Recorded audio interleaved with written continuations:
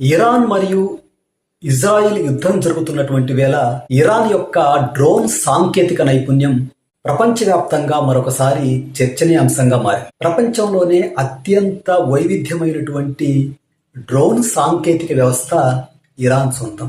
Russia కూడా Ukraine యుద్ధంలో Iran నుంచి దిగుమతి చేసుకున్నటువంటి డ్రోన్లను ఉపయోగించింది. ఇరాన్ తన రక్షణ వ్యవస్థలో మిసైల్స్ తర్వాత అంటే క్షిపణుల తర్వాత అత్యంత ప్రాధాన్యత డ్రోన్లకే ఇస్తోంది. పాశ్చాత్య దేశాల యొక్క ఆంక్షలు ఉన్నప్పటికీ ఇరాన్ స్వదేశీ సాంకేతిక పరిజ్ఞానంతో అత్యంత ప్రభావవంతమైనటువంటి డ్రోన్లను అతి తక్కువ ఖర్చుతో అభివృద్ధి చేసింది. ఇరాన్ వద్ద వందలాది కిలోమీటర్ల దూరం ప్రయాణించగల వివిధ రకాల డ్రోన్లు ఉన్నాయి. ఇప్పుడు ఇరాన్ దగ్గర ఉన్నటువంటి కొన్ని ప్రధానమైనటువంటి డ్రోన్ల గురించి తెలుసుకుందాం. షాహెద్ 136 దీన్నే కామ్కేజ్ డ్రోన్స్ అని చెప్పేసి అంటారు. అంటే ఇవి సూసైడ్ డ్రోన్స్, అంటే మనకి ఆత్మాహుతి దళాలలాగా ఇవి పనిచేస్తాయి. టార్గెట్ రీచ్ అయిన తర్వాత వాటిని అవి పేల్ చేసుకొని శత్రువుకు తీవ్రమైనటువంటి నష్టాన్ని కలుగు చేస్తాయి. షాహెద్ 136 2000 కిలోమీటర్ల కంటే ఎక్కువ దూరం ప్రయాణించగలదు. షాహెద్ సిరీస్ తర్వాత ప్రధానంగా చెప్పుకోవాల్సింది మొహజర్ సిరీస్కి చెందినటువంటి డ్రోన్లు. వీటిల్లో మొహజర్ 6 అనేది అత్యంత ప్రధానమైనటువంటి డ్రోన్. శత్రువు పైన అటాక్ చేయటానికి, అదే సందర్భంలో శత్రువుల పైన నిఘా పెట్టడానికి రెండింటికి కూడా మొహజర్ 6 అనేటువంటి డ్రోను ఉపయోగపడుతుంది.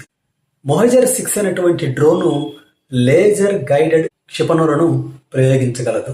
అలాగే అబాబిల్ మరియు అరాష్ అనేటువంటి డ్రోన్లు కూడా చాలా ప్రధానమైనటువంటివిగా చెప్పుకోవచ్చు. అరాష్ అనేది ప్రపంచంలోనే అతి సుదూరమైనటువంటి లక్ష్యాలను ఛేదించగలిగినటువంటి సూసైడ్ డ్రోన్స్లో ఒకటిగా చెప్పుకోవచ్చు. అయితే అసలు ఎందుకు ఇరాన్ డ్రోన్ సాంకేతిక నైపుణ్యాన్ని అభివృద్ధి చేసింది అనే విషయాన్ని పరిశీలిస్తే మనకి మిసైల్స్తో పోల్చినప్పుడు, అంటే క్షిపణులతో పోల్చినప్పుడు డ్రోన్స్కి అయ్యేటువంటి ఖర్చు అనేది చాలా తక్కువగా ఉంటుంది.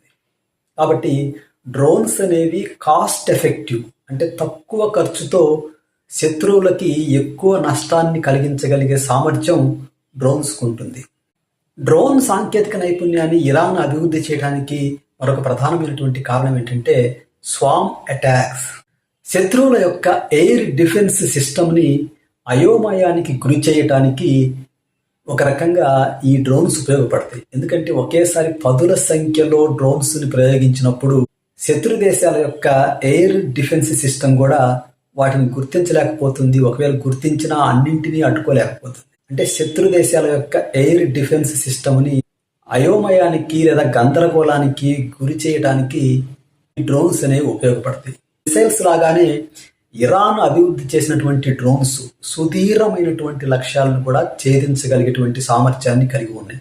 ఆల్మోస్ట్ గల్ఫ్ దేశాల్లో ఉన్నటువంటి ప్రతి టార్గెట్ని, అంటే ఇజ్రాయెల్ తోటి సహా గల్ఫ్ దేశాల్లో ఉన్నటువంటి ఏ టార్గెట్నైనా సరే రీచ్ అయ్యేటువంటి సామర్థ్యం ఇరాన్ రూపొందించినటువంటి డ్రోన్స్కి ఉంది. అంతకుముందు చెప్పినట్లుగానే ఇరాను మిసైల్స్ తర్వాత అత్యంత ప్రాధాన్యత డ్రోన్లకు ఇస్తుంది.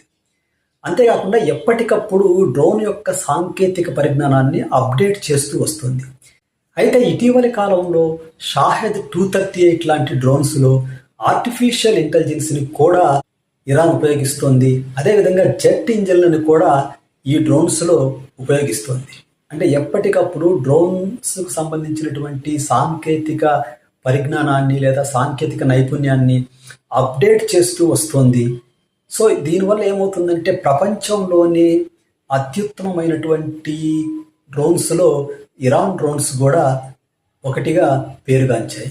అంటే ఇరాన్ డ్రోన్ సాంకేతికతని ఈ స్థాయిలో అభివృద్ధి చేయడానికి, డ్రోన్స్ని విరివిగా ఉపయోగించడానికి కారణం ఏంటంటే డ్రోన్స్ని ప్రయోగించినప్పుడు మిసైల్స్ లాగా వీటిని శత్రు దేశాల యొక్క ఎయిర్ డిఫెన్స్ సిస్టమ్ లేదా రాడార్ సిస్టమ్ అనేది అంత సులభంగా గుర్తించడం సాధ్యం కాదు. కారణం ఏంటంటే మిసైల్స్ అయితే చాలా ఎత్తులో ప్రయాణిస్తాయి, కానీ ఈ డ్రోన్స్ అనేవి తక్కువ ఎత్తులో ప్రయాణిస్తాయి. కాబట్టి డ్రోన్స్ని రాడార్ సిస్టమ్ కూడా డిటెక్ట్ చేయడం కష్టం. భవిష్యత్తులో ప్రపంచ దేశాల మధ్య జరిగేటువంటి యుద్ధాల్లో డ్రోన్స్ అనేవి గేమ్ చేంజర్గా చెప్పొచ్చు.